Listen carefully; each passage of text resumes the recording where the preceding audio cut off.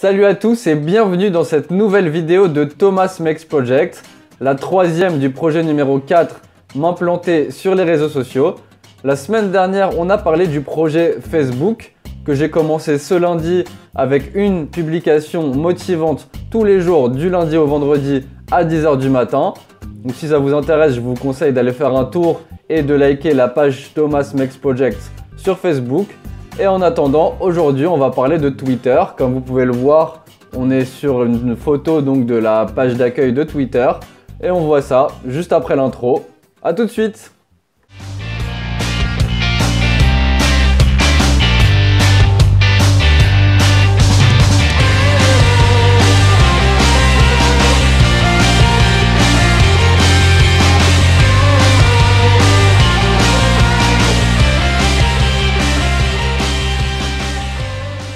Pour commencer, les choses les plus simples d'abord, comment s'inscrire sur Twitter. Donc c'est très simple, il vous suffit d'aller donc sur la page d'accueil de Twitter. Et là vous arrivez sur cette page d'accueil ici. Et si vous n'êtes pas encore sur Twitter, il suffit de mettre votre nom, donc le nom que vous souhaitez. Je pense même pas que c'est celui qui va apparaître sur votre compte Twitter, donc vous pouvez mettre votre nom ou n'importe quoi, votre email, un mot de passe, s'inscrire et puis comme d'habitude il y aura cette démarche. Donc vous allez recevoir un mail et vous devrez confirmer que c'est bien vous. Et à partir de ce moment-là, c'est fait, vous êtes inscrit sur Twitter. Alors une fois que vous êtes inscrit, bien sûr, il faut mettre donc le nom de compte et le mot de passe ici. Et quand vous vous connectez, vous arrivez sur cette page-là. Donc Twitter, qu'est-ce que ça apporte? Donc qu'est-ce que ça a différent de Facebook? Pourquoi il faut y être en même temps que Facebook, donc pour n'importe quel projet, que ce soit personnel ou business, etc. En fait, alors déjà, ce qui est très caractéristique de Twitter, c'est que vous avez donc des tweets. Donc ça va être vos publications qui vont être liées à Twitter et les publications de chaque personne que vous pourrez suivre. Et ces tweets, en fait, ne peuvent pas comporter plus de 140 caractères. Donc c'est fait exprès pour être donc bref, concis et pour pouvoir aussi attirer l'attention. Alors concrètement, du coup, c'est une plateforme en fait de following pour recevoir et relayer des informations. Et c'est donc ça que je vais utiliser pour définir le projet que j'ai envie de réaliser sur Twitter. Afin de voir comment ça marche et donc comment je vais l'utiliser, parce que bon là pour l'instant je peux pas vraiment tout montrer tant que j'ai pas défini un petit peu le projet. Alors, donc là j'ai résumé un petit peu quels sont les utilités de Twitter et ensuite pour définir le projet et utiliser ce qui m'intéresse. Alors comme je l'ai expliqué, c'est une plateforme de following pour recevoir et relayer des informations. Sur Twitter, donc vous pouvez suivre des tendances qui sont juste là, donc à gauche de votre page Twitter. Et qu'est-ce que ça permet? En fait, ça permet donc de rester informé, d'être à la page, etc. Twitter, ça a aussi une grande importance pour certains business, donc c'est la plateforme en fait idéale, avec un E c'est mieux, pour attirer l'attention et engager des clients. Donc le fait que ce soit 140 caractères, c'est très tape à l'œil, il n'y a pas beaucoup d'efforts à fournir pour lire les messages, donc c'est très facile pour les entreprises et les commerces d'attirer l'attention des clients. Ensuite, Twitter, ça consiste à faire des tweets, donc avec des messages de 140 caractères comme je vous l'ai déjà expliqué. Et il y a un concept qui est intéressant, en fait, ça permet de devenir un expert ou de suivre des experts. Donc vous pouvez vraiment choisir qui vous suivez sur Twitter.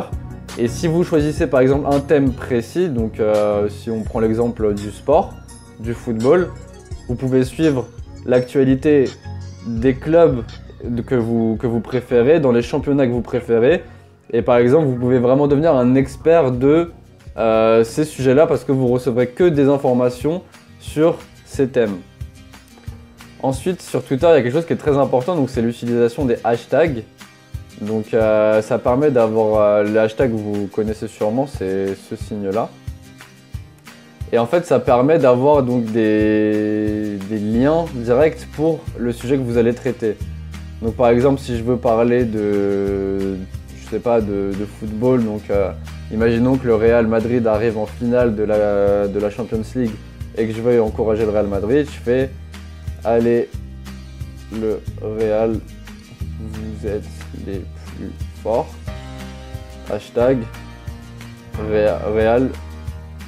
Et là directement donc il vous propose les différents hashtags que vous pouvez mettre, donc Real Madrid. Et puis là quand je le poste, quand je le tweet, tous ceux qui vont poster des messages sur, donc avec le hashtag Real Madrid seront répertoriés. Et donc ça permet de pouvoir acquérir de la visibilité par rapport à un sujet.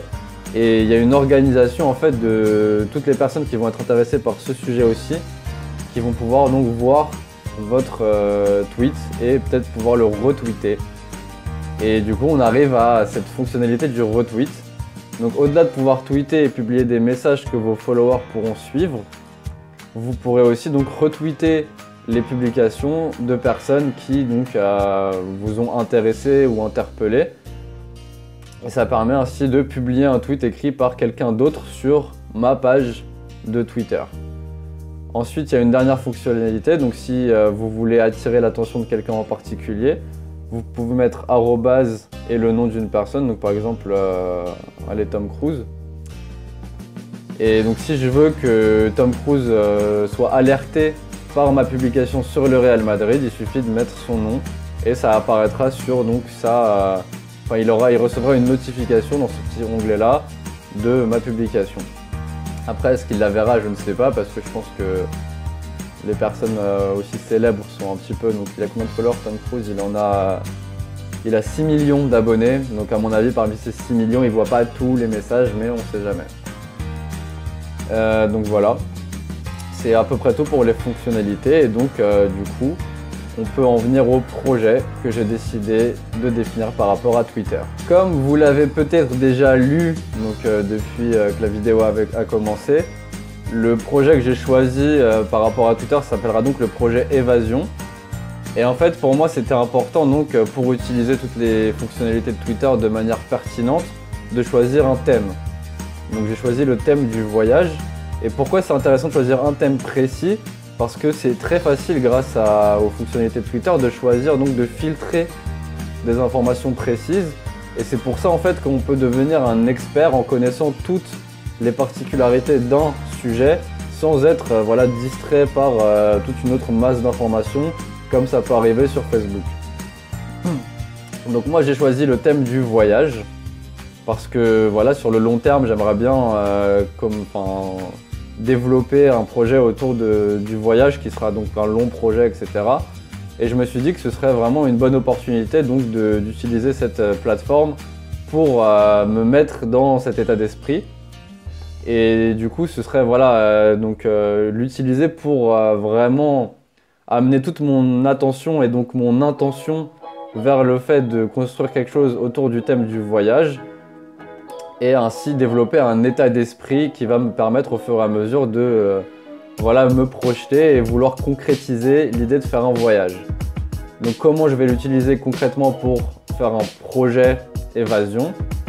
Je vais suivre plusieurs comptes Twitter sur le thème du voyage. Donc j'ai noté, ça peut être par exemple des personnes, des blogueurs, des personnalités qui voyagent beaucoup et qui échangent et partagent sur internet par rapport à ces voyages-là.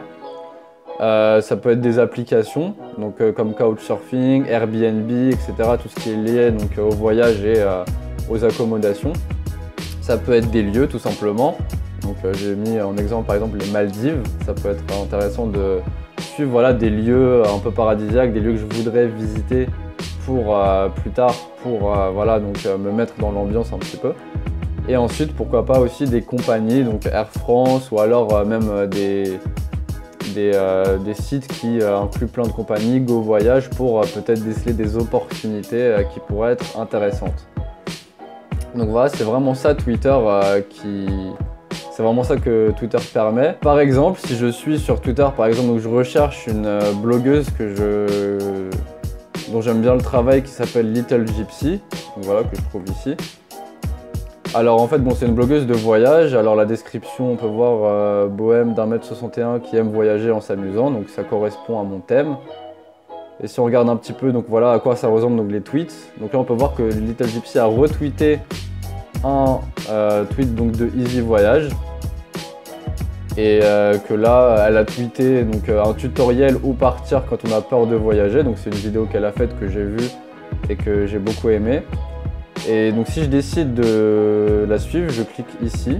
Et voilà, donc je suis maintenant abonné. Et si je vais sur ma page d'accueil, normalement je devrais voir, voilà. Donc là j'ai toutes les informations par rapport aux activités de Little Gypsy.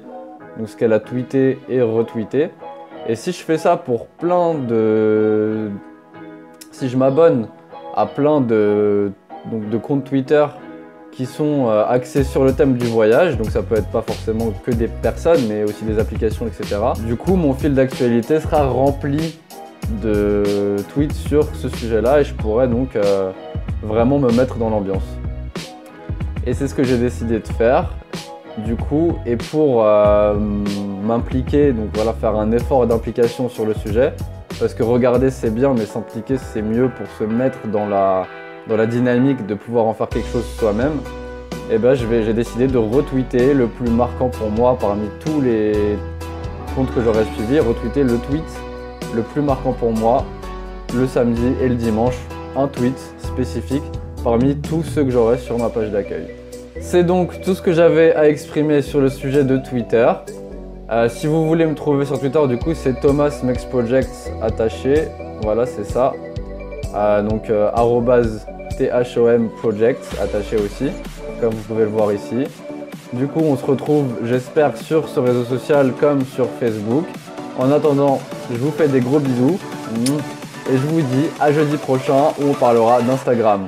Ciao!